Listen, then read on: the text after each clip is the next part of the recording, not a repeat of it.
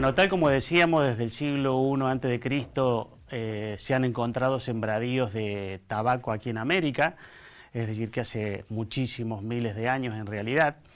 Y posteriormente, en 1492, un tal Cristóbal Colón se lo llevó a Europa, es decir, no solamente se llevó el oro y la plata, también se llevó el tabaco. Lo desparramó mucho por España, por Portugal. Y en un momento, el embajador de Francia en Portugal, que se llamaba Jean Nicot, de ahí viene la palabra nicotina, le solicitó el tabaco porque había llegado a sus oídos la expresión que servía mucho para las jaquecas, el tabaco, para los dolores de cabeza. Y la reina de Francia, Catalina de Médici, tenía un hijo que sufría mucho de jaqueca y una vez que lo llevaron a Francia el tabaco, después se expandió mucho por toda Europa. Hasta que obviamente llegamos a la actualidad, en el medio se hicieron muchas publicidades, en 1920 comenzaron muchas mujeres a fumar después de una publicidad muy grande que hizo el sobrino de Sigmund Freud en Nueva York. Y bueno, en estos momentos prácticamente es un poco igualitario, no es algo que era patrimonio como era antiguamente patrimonio solamente del hombre, sino que la mujer también fuma. Y por supuesto llegamos a la actualidad, en donde si nosotros vemos en la primer placa que tenemos, si pasamos a la siguiente, por favor, señor director, acá como dijo hace un rato, 40.000 muertes al año, es decir, 110 por día se producen por muertes, por enfermedades relacionadas con el tabaco. Ya vamos a ver cuáles son las enfermedades más comunes. El 33% de los adultos fuman, una cifra bastante alta. Los adolescentes fuman más mujeres que varones.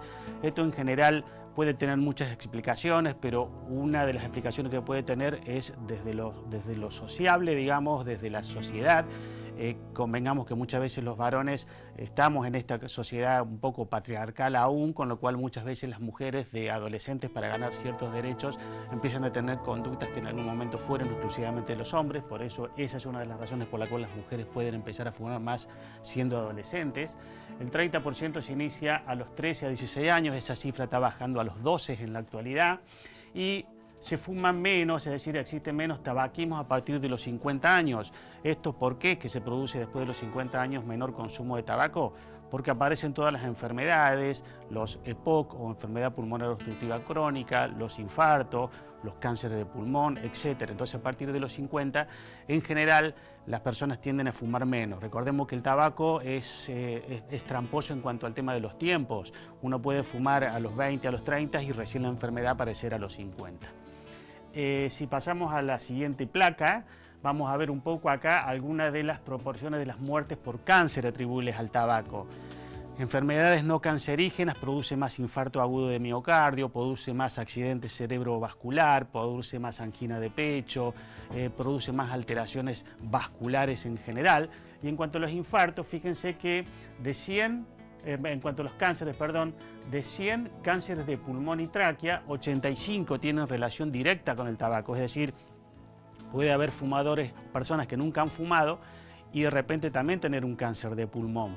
Pero convengamos que si el 85% está asociada o relacionada con el tabaco, evidentemente que el tabaco algo tiene que tener que ver, o que ya está demostrado en realidad que tiene, en relación a tabaco, cáncer de pulmón.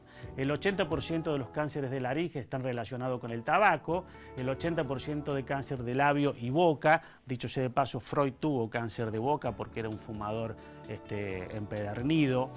Después, el 77% del esófago. El esófago es el primer órgano no respiratorio, es decir, que no tiene contacto directo con el humo, en donde el porcentaje es bastante alto, y después empiezan a disminuir un poco a medida que nos vamos alejando del contacto directo que tiene el humo con los órganos de nuestro organismo.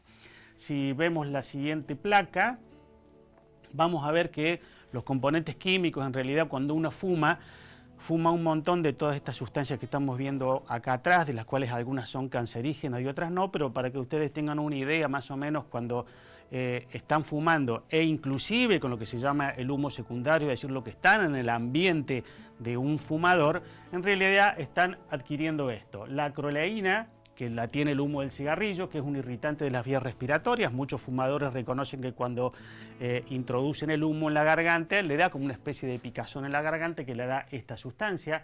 Estamos ingiriendo naftalina, que es una antipolilla. Todos tendremos alguna antipolilla en nuestro placar para cuidar el tema de la ropa. El cadmio que se encuentra en las baterías. El ácido cianhídrico que se encuentra en las cámaras de gas en Alemania, en los campos de concentración. En realidad, con el ácido cianhídrico mataban a las personas. Eso se encuentra en el humo del cigarrillo.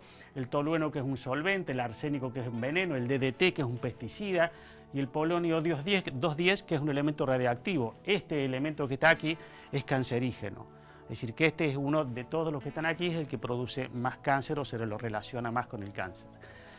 Con respecto a la siguiente placa, vamos a ver que esta es la última, dice: lo único imposible es aquello que no intentás.